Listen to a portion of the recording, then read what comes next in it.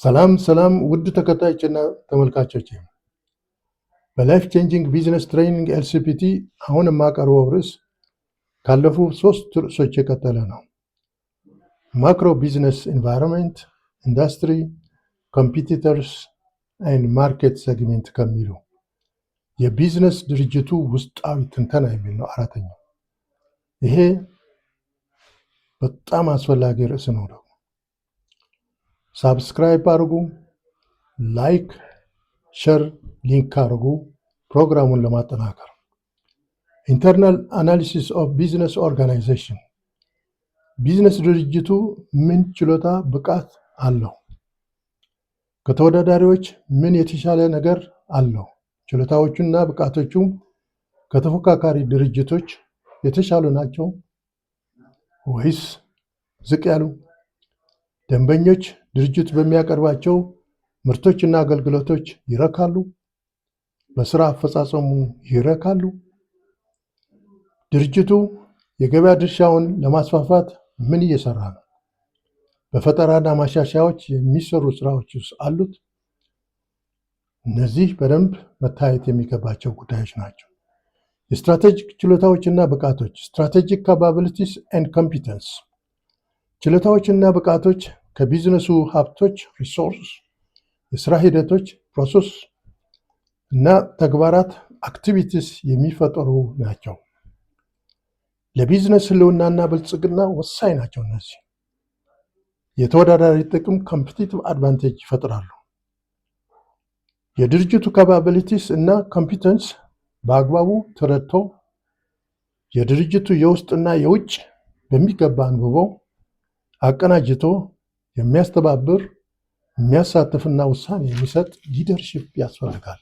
ለአንድ ድርጅት ሊደርሺፕ ብቃት ያለው፣ ችሎታ ያለው፣ ልምድ ያለው፣ ንቁ የሆነ ከሌለው ለውድቀትም ይዳረጋል።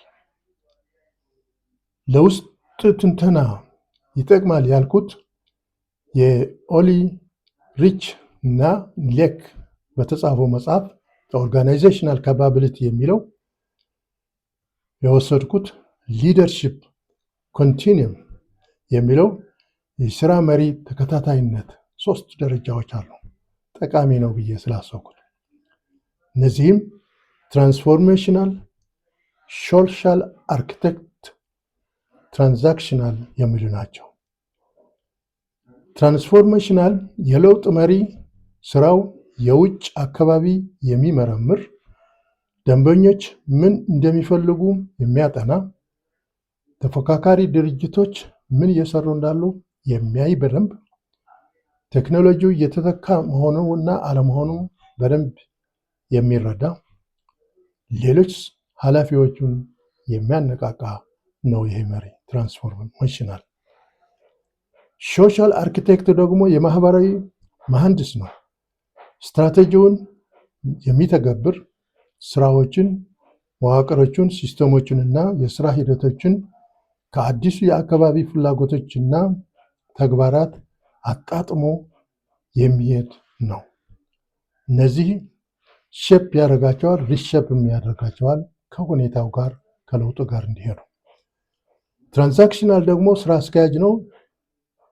የአጭር ጊዜ እቅድ በጀት ያደራጃል፣ ይቆጣጠራል፣ ወደ ተግባር ይቀይራል። የለውጥ መሪና የማህበራዊ መሐንዲሱ በአንድ ላይ ሊዋሃዱ ይችላሉ። በሁለት ሰው ከመመራት ይልቅ በአንድ ሰውም ሊመሩ ይችላሉ እንደ ሁኔታው። የድርጅቱ ስትራቴጂክ ችሎታዎችና ብቃቶች ከሚከተሉት አንጻር መገምገም ወሳኝ ነው። ቫልዩ ኦፍ ስትራቴጂክ ካፓቢሊቲስ፣ ችሎታዎች ለደንበኞች ጥቅም የሚፈጥሩ፣ ፍላጎቶቸውን የሚያረኩ፣ በተለይ በስራ አስኪያጁ ከተወዳዳሪዎች የተሻለ ስራ የተሰራ መሆኑን ማረጋገጥ ያስፈልጋል። ሁለተኛ ሬሪቲ ኦፍ ስትራቴጂክ ካፓቢሊቲስ፣ ሬር ማለት የማይገኝ፣ ከተወዳዳሪዎች ጋር የማይገኝ ዩኒክ የሆነ ማለት ነው። ለምሳሌ የብራንድ ስም፣ የቢዝነስ ፕራይም ሎኬሽን የፓቴንት ፕሮቴክሽን የመሳሰሉ እነዚህ ሬር ሊሆኑ ይችላሉ። ሶስተኛ ኢንኢሜትብል ስትራቴጂክ ካፓቢሊቲስ ማለት በስራ ተግባራት ክንውን፣ በስራ አፈጻጸም ተፎካካሪ ድርጅቶች የማይኮርጇቸው ማለት ነው። አራተኛ ናን ሰብስቲቲብል ስትራቴጂክ ካፓቢሊቲስ ችሎታዎች የማይተኩ ናቸው ወይ? በረቀቀና በፍጥነት የሚያመርት ቴክኖሎጂ አለ? አይተካም? ደንበኞች ይረካሉ? በዚህ የስራ አፈጻጸም ገበያ ይፈጥራሉ? ከተፎካካሪ ድርጅቶች የተሻለ ስራ አፈጻጸም ለማከናወን ያስችላሉ? ተፎካካሪ ድርጅቶች እነዚህ ችሎታዎችና ብቃቶች ሊኮርጇቸው አይችሉም? ለምሳሌ ሰራተኞች ከለቀቁ? ወይስ በድርጅት ባህል የተገነቡና የተሰፉ ናቸው? ይህንን ማየት የማይኮረጅ መሆኑ። ሌላው አምስተኛ ሌላ ዳይናሚክ ካፓቢሊቲስ ለውጥ የሚፈጥሩ ችሎታዎች መኖር ወሳኝ ነው። እነዚህ ለዘላለም ስለማይኖሩ ከላይ የገለጽኳቸው ሊኮረጁ ስለሚችሉ ችሎታዎች እና ብቃቶቹ መታደስ አለባቸው፣ መፈጠር አለባቸው። እንደገና በተወዳዳሪዎች ሊኮረጁ በማይችልበት ሁኔታ እንደገና መሰራት አለባቸው። ችሎታዎች እና ብቃቶች ከአካባቢ ለውጥ እና ፍላጎት መጣጣም አለባቸው። ቼንጅ፣ ኢኖቬሽን፣ ኢምፕሩቭሜንት ኤንድ ለርኒንግ እነዚህ በድርጅቱ መኖር አለባቸው። ዲዩራብል ኦቨር ታይም በቀጣይነት እያደጉ የሚሄዱ መሆን አለባቸው ብቃቶቹ፣ ችሎታዎቹ። ለቢዝነስ ድርጅቱ ተወዳዳሪ ጥቅም መፍጠር አለባቸው። ስድስተኛ ሌላው ቫልዩ ቼይን በድርጅቱ ውስጥ እና አካባቢ የሚገኙ ተግባራት አክቲቪቲስ ምርትና አገልግሎት የሚፈጥሩ ከተወዳዳሪዎች አኳያ ታይተው ማሳደግ የሚገባቸው ናቸው። እነዚህ ደግሞ ቫልዩ ቼይን በሁለት ይከፈላል። ፕራይመሪ አክቲቪቲስ ተቀዳሚ ተግባራት ሎጂስቲክስ፣ ኦፕሬሽንስ፣ ማርኬቲንግ፣ ሴልስ ወዘተ የያዘ ነው። ይሄ ሰፖርቲንግ አክቲቪቲስ ድጋፍ ሰጪ ተግባራት ማለት ነው። እነዚህ ደግሞ እንደ ፕሮኪርመንት ግዢ፣ ቴክኖሎጂ ዲቨሎፕመንት፣ ኢንፍራስትራክቸር ለምሳሌ ፕላኒንግ፣ ፋይናንስ፣ ኳሊቲ ኮንትሮል፣ ኢንፎርሜሽን ስትራክቸር፣ ሂውማን ሪሶርስ ወዘተ የያዘ ነው። እነዚህ በአግባቡ ይሰራሉ። እየሰሩ ካልሆነ ደግሞ ማየት። በአጠቃላይ ከላይ የተገለጹት በማጥናትና በመተንተን ከተፎካካሪ ድርጅቶች ሲነጻጸሩ ምን የተሻለ አለ?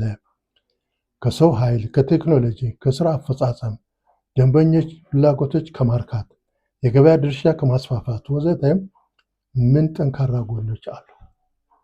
ደካማ ጎኖች ውስጥ ምን አለው ድርጅቱ? ለምሳሌ በምርት ኤረሮች ይፈጠራሉ፣ ስህተቶች፣ ዲፌክትስ፣ ጉድለት፣ ወስቴጅ፣ ብክነት ይፈጠራል። ይህንን ማየት ያስፈልጋል፣ ሌሎችም ጭምር ማለት ነው። ስራዎች በጥራት መስራት ኮስት ሊደርሺፕ ያስፈልጋል። ወጪ ማብዛት የለበትም።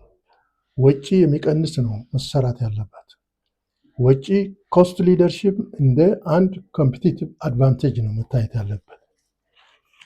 ፈጠራ ማሻሻል ለድርጅቱ በጣም ወሳኝ ነው፣ በጣም ጠቃሚ ነው።